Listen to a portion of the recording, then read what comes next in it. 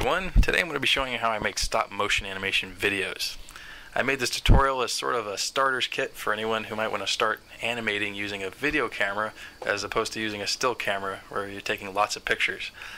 Just another way of doing it. I like video because I find it makes it easier to blend in elements like fire and explosions, all the things I like, without having to rely on digital After Effects. So hopefully this will give some of you guys some ideas. I'm going to be starting off with just showing you how I would animate a basic muzzle flash with a rifle. So anyways, the first thing I recommend, guys, is before you do this, get comfortable. You know, get the Doritos out, play some music, just get comfortable before you animate, because it takes patience.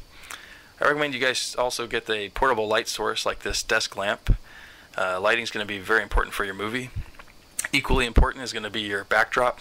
I'm going to be using these electrical boxes I got at Home Depot. They're about $1 a piece. For my backdrop, I am going to stack a bunch of these together here, like so. For my muzzle flash, I'm going to be needing a figure, a gun. I'm going to use a cotton ball and a flashlight to create the muzzle flash. You don't want a big flashlight. Small's good, with good batteries. So anyways, I have him in a starting position here. I want to zoom in on this figure so I see nothing but him in the backdrop. And then I want to get the overhead light source turned on. I'm going to be using a red bulb just for added effect. Also going to make sure that my figure is in sharp focus here. Okay, so I already have my first frame now. The camera's just rolling now. I don't have to stop and take pictures. For my second frame here, I'm just going to take my cotton ball and rip off a light piece and then just kind of mold it so it looks like a muzzle flash. And when you're done, it should look something like this. So then I'm just going to wet the tip of it right here. That makes it stick to the barrel easier. And when it finally sticks, I take my flashlight here, turn it on, and this part's pretty fun. This is where I just move the flashlight around the muzzle flash, around the cotton ball, and just bring this thing to life here. And I can just kind of sweep around and find that magic angle, which gives me just the right amount of lighting. So that's frame number 2. I'm also going to add a separate muzzle flash. I recommend you guys use at least 2 separate muzzle flashes for variety, so that your gunfire looks a little more organic. And of course, when the gun fires, it has to kick, so I'm going to just bump the barrel up like that. That would be my last frame for that shot. So I already have enough for a firing sequence right now, but to show you guys how I animate, I'm going to have him turn and aim his rifle at a different target, so you get an idea how I do motion as well. Obviously, I'm sure I don't have to tell you guys that the smaller the movements you do with your figures, the smoother the animation is going to come out. So I just always do it as a rule of thumb. I don't worry about, you know, skipping frames to make things look faster, because I can always do that afterwards. It's better to make lots of small movements. And with video, you don't have to take pictures. I can just let it roll, and I can just focus on animating and not having to stop to click the picture button. So anyways, so yeah, now that I have him aiming, I'm basically doing another firing sequence here of another cotton ball, and at this point I have all the footage I need. So I'm going to hook up my FireWire to my camera and to my port in my really old Mac Mini that I use. Yeah, so I'm going to need a basic video editing program to do this. I like using the old program. I have a new Mac Mini, but I'm not comfortable with the new software, so I'm going to use this old stuff.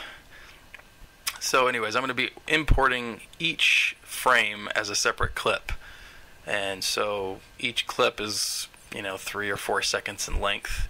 So those are the 4 clips I need. I'm going to start with just the shooting sequence right now, and I'm going to worry about turning him later. So I'm just going to click on each of these individually so you get a sense of the sequence here. And now I'm ready to start adding these clips to the timeline. For my second clip, I'm going to use the kick shot here So I can show you just how long I make the clip here. I make it 2 clicks long, so it's very short. So I'm going to crop that, and I'm going to go ahead and copy this clip and paste it. Basically just paste it as many times as I want the gun to go off. So we'll say like 4 or 5 times. We'll kind of do a burst fire with this guy. The next frame we're going to use the muzzle flash itself. This I'm only going to make 1 click long, so it's going to be half as long as the kick shot. And I'm going to do the exact same thing after that. Copy and paste it, and then I'm going to also paste the separate muzzle shot that I did and intersperse them together. And when I get them all in order, you see this is what it looks like on the timeline, and then I can just play it and make sure that the animation moves well, and it does. So I'm going to go ahead and export this to my video camera. I'm going to click the digital video option, and I'm going to make sure I watch this thing export. Sometimes they can get a little glitchy, so you want to make sure they go through smoothly. And it did. So now I'm going to re-import it into the computer. Just start fresh, get rid of all that stuff, and now I can just import my animation as 1 clip.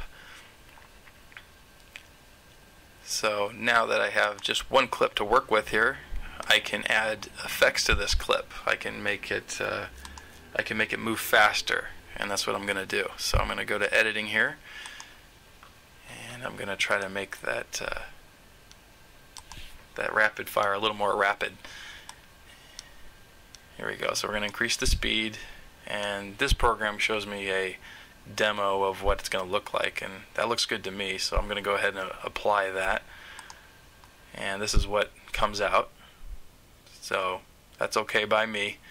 So now I'm going to focus on animating the turning motion of the figure. So I'm going to do it just like I started off with the other one, adding in every single frame as separate clips, and I just skipped to the end where I turned that where I exported it and re-imported it here.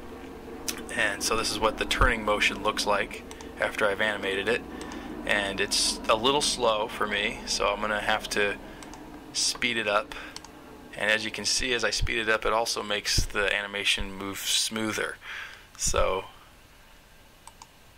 this is the end result after I put all the clips together. So not too shabby. So of course, I could keep playing with this clip. I could add effects like shaky cam, or I could keep recycling the clip if I wanted to, and of course, add sound effects and music.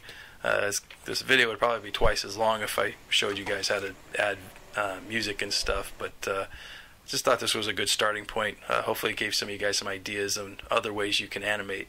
I certainly don't want you guys to think that you're going to need a Mac to be able to do this. I've done the same method with other computers like Sony Vaios and Dells, and always using the standard basic video editing program that came with it. So the simple programs will still get the job done. So anyways, hope this was helpful, guys. Thanks for stopping by.